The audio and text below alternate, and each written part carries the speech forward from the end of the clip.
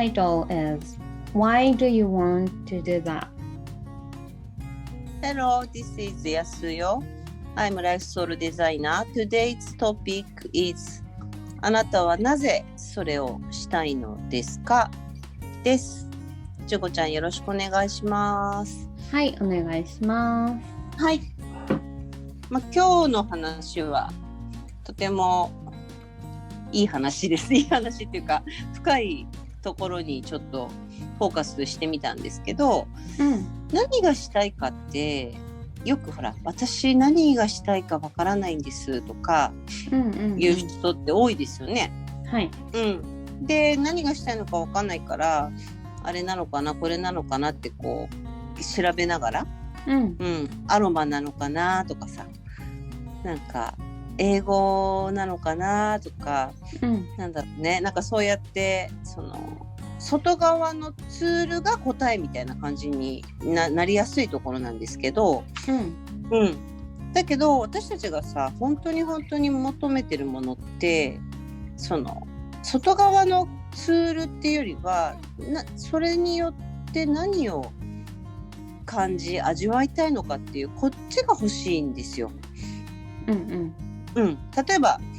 じゃあ分かりやすく言うと素敵な恋人が欲しいっていうのが表面的になったとしたらなぜそれを欲しいのかって考えてみるとそれはなんていうのその深いつながりを味わいたいとかさ、本当の絆を感じたいとか、人を愛するっていうこの感覚が欲しいとかさ、なんかそれが欲しいから恋人が欲しいんだよね。でもそこまでその味わいたいものっていうものがはっきりしてれば別にそれって恋人じゃなくてもよかったりするんですよね。なるほどね。そう深いつながりを感じられる何かに出会えたりとか、その愛を感じれる何かに出会えたりとか、だから限定して恋人が欲しいから恋人ができないとそれは味わえないっていうわけじゃなくて、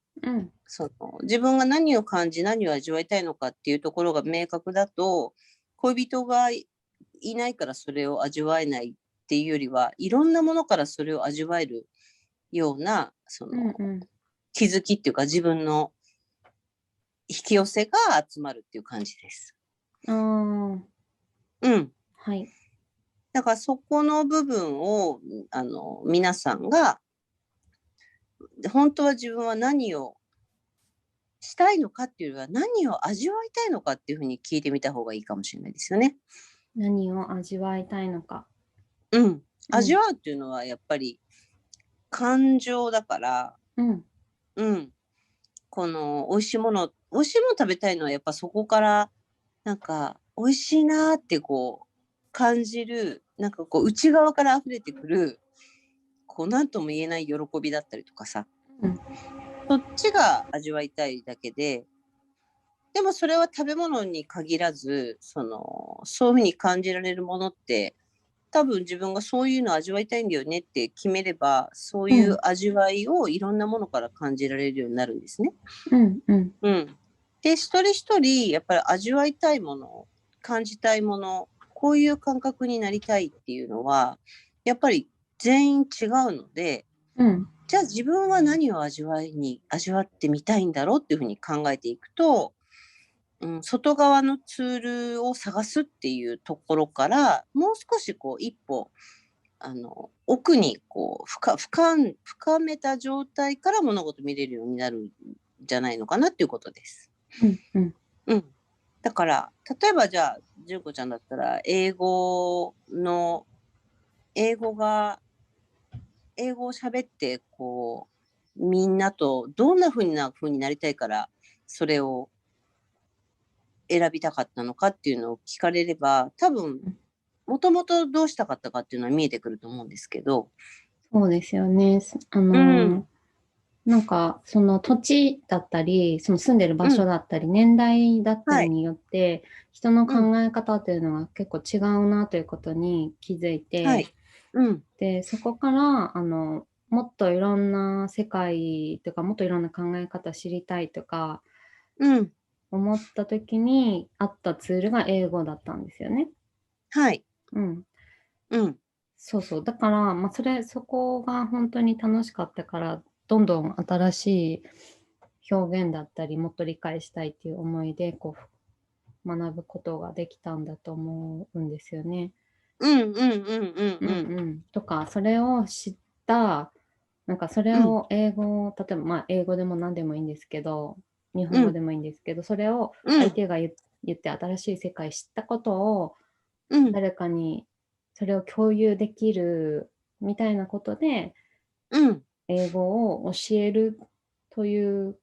活動よりは、通訳がうん。うん。楽しかったのはそこかなとも思いますね。そうですよね。うん。うん。でも、じゃあ通訳なら何でもいいのかって言ったら、本当は違くて、うん。味わいたい自分がそれを使ってこういう感覚を味わいたいんだよねってものからやっぱりずれていくと、うん。だんだんだんだん、なんかこう、好きなことを、これだって選んでやってるはずなのに、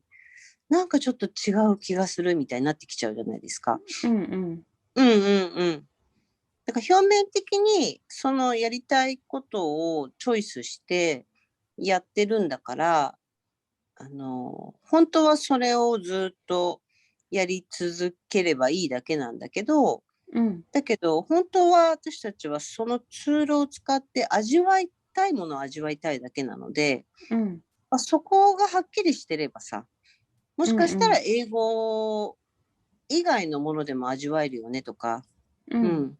いろんなものでこの私が味わいたいものは味わえるんだよねっていうのが見えてくると、うん。すごいね、視野が、世うん。界がわって広がるんですよ。うーん。ということうん。は、今の聞いていた感じの流れからいくと、じゃあうん。私は、じゃあなぜそれをやりたいのか、みたいな思っうん。たときに、うん。あ、例えばなぜ、今なぜ強くやりたいのかって言って、わかんないってなったときに、そうん。もそもなんで英語をやりたかったんだっけとか、ちょっと前に、なんかそもそものところに戻ると出てきやすいのかな。そうだね。うん。でも、これで何をこの感覚で何を味わえたから私はこれがいいと思ったんだっけとか、うんうん。うんうんうん。その、ものじゃなくて自分の感情面のところを見ていくと、うんうん。本当になぜそれを選んだのかっていうか、なぜそれをやりたかったのかっていうのは、本当の深いところで見えてくるっていうことになってくるかな。うんうん。うん。そう。だから私だったら、ずっとこうやって、目に見えるものと目に見えないものはどういう関係なんだろうっていうのは、やっぱそもそもサーフィンをし始めてそこに、その感覚になってきたので、うん。うん。波って目に見えるものだけど、でも1秒ぐらいで消えちゃうんですよ、波って。うんうんうん。うん。だから目に見えるものと目に見えないものが同時発生してるっていうか、うん。うんうん。で、その1秒にぴったり合えば乗れるけど、一瞬でなくなるから、乗れなかったらなくなるって感じなんですよね。うんううん。んうん。で、この感覚を、えー味わいたかったの、人生でいっぱい。ああ、はいはい。うんうん。で、サーフィンは自分対自然のそのエネルギーの調和、統合みたいなものだから、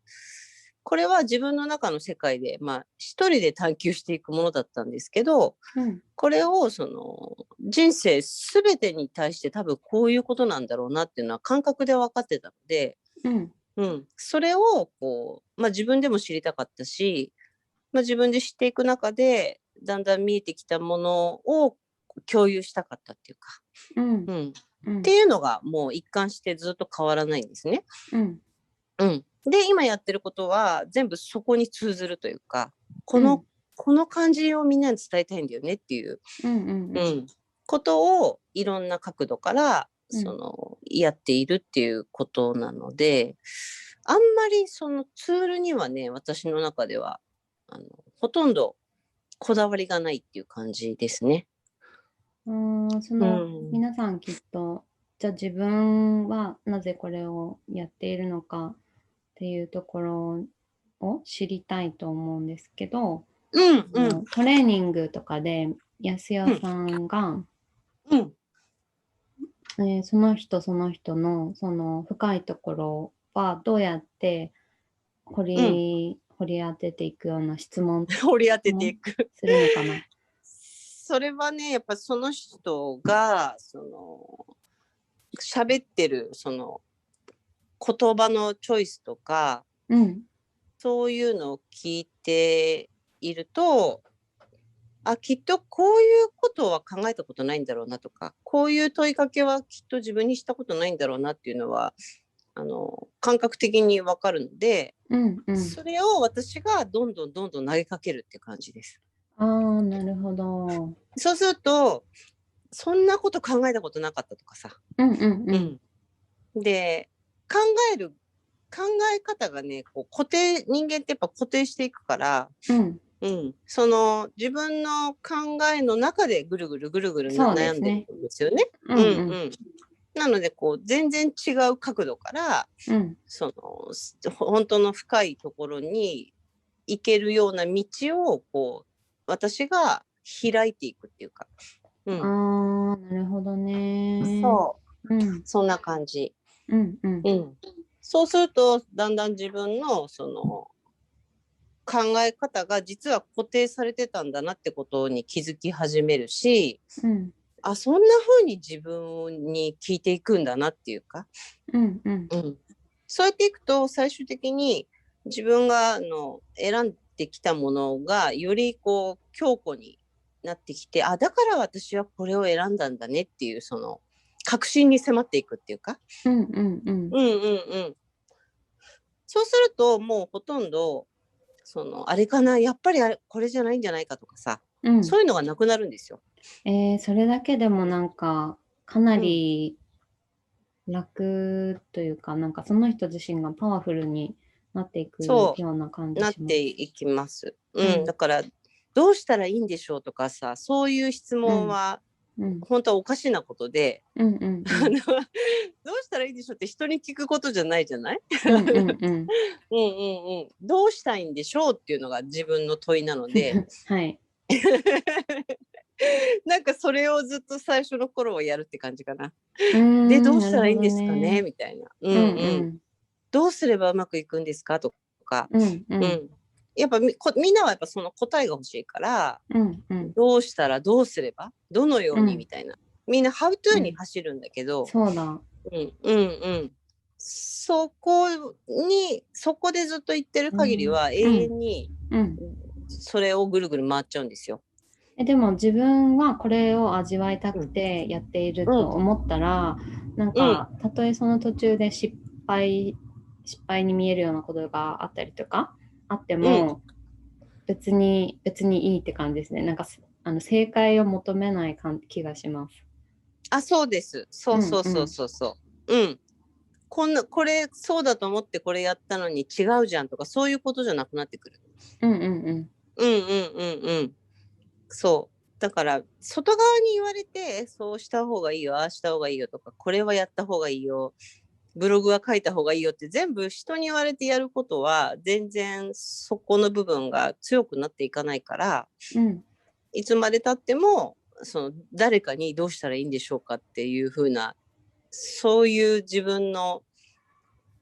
軸ができない状態でずっとやり続けちゃうって感じかなと思います。なのでその何をやるかっていうのはね、そんなに重要なことではないんですよね。そうだから何を味わいたいんだろう私今回この人生でみたいな。それがその好奇心を満たし、もういろいろ知りたいみたいなさ、いろんな新しいものに触れて新しいものを見て、なんかもうそれがとにかくやりたいのって言ったらやっぱそういう人生になっていくし、でそれが例えばだから海外にたくさん行くとかいうことだったり、いろんな人と出会っていくっていうことだったり、なんかそういう流れにやっぱなっていくんですよね。だからそういう味わいたいものを味わわせてあげた方が自分も生き生きしてくるし、自分の力ってすごいパワーがどんどん強くなってくるから、こうしなければならないっていうのはね、また逆のエネルギーなんですよ。そう、味わいたいっていうよりはしなければならないみたいな感じだから、だから本当はしなければならないものだと一つもなくて、味わいたいものの中にこれをやんないとそれが味わえないからそれをやるっていうことはあるんだけど、そうじゃなくて味わいたいもののためにするんじゃなくて、とにかく何々しなければならないっていうルールは一個もないから、そこさえつかめてくると自分が味わいたいものがイコール人生になってくるっていう感じかな。ちなみに安代さんはそのサーフィンの感覚を人に伝えられた時はどんな気持ちなんですか？その人が自分が乗りたい波に自分で乗れたねっていう、なんかそれが嬉しいって感じ。なるほどね。自分はもう乗り方知ってるって、それを教えて、この人も波に自分で乗れたねっていうのが、なんかこう、喜びみたいな。そう。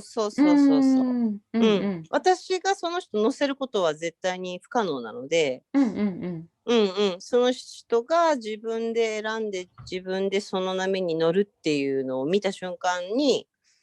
やったみたいなそんな感じです。その感覚をつかんでほしいっていう感じかな。なるほどなるほど。そうで、それをつかめるようなきっかけをいろんな方面から伝えようと私もしてるんだけど、あの感覚をあのまま伝えることはできないんですよ。言葉にならないから。そうですね。だけどこうやって YouTube とかでこういうことをこうみんなに伝えたりするのも結局そこがやりたいだけで、そこに尽きるっていう感じですね。そうだから私が聖書とか好きなのもそこに通ずるんです。やっぱああいう聖典というか何千年も残ってるものってやっぱそこを伝えようとしてるっていうのがなんか感覚的に分かるので、だから不動の真理みたいなものが書かれてるってことですね。人間のその宇宙の真理じゃないけど、だからなんかこうときめいちゃうんですよね。こういう風に伝えるんだなみたいな。だから聖書のままみんなで聖書を学びましょうっていうそのスタイルもいいんだけど、でも別に私はキリスト教をみんなに普及したいとかそういうことをやりたいんじゃなくて、さっきのサーフィンの感覚を聖書を使うとこうですみたいな、そんな感じかな。そうだからジョコちゃんとやってる YouTube もそうだし、いろんなみんなで旅したりするのもそうだし、全てがそこに通ずるっていう、それを味わいたいからそれをやっているっていう感じです。なので皆さんも何味わいたいんだろうって純粋に一旦考えてみるってことをやってほしいなと思います。それが役に立つのか立たないのかとかそういうのも全部一回横に置いて、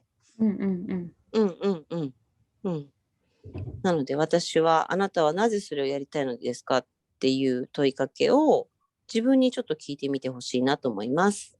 はい、ありがとうございました。ありがとうございます。Okay, so we provide intuitive consulting content here. If you like it, please click like and subscribe buttons. Also, write down some comments, please. Thank you.